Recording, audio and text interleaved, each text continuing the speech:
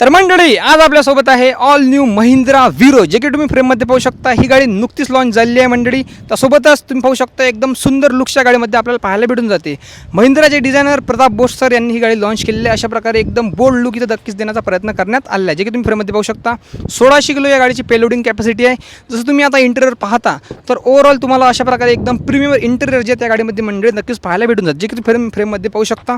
एकदम सुंदर इंटेरियर पाहायला भेटून जाते.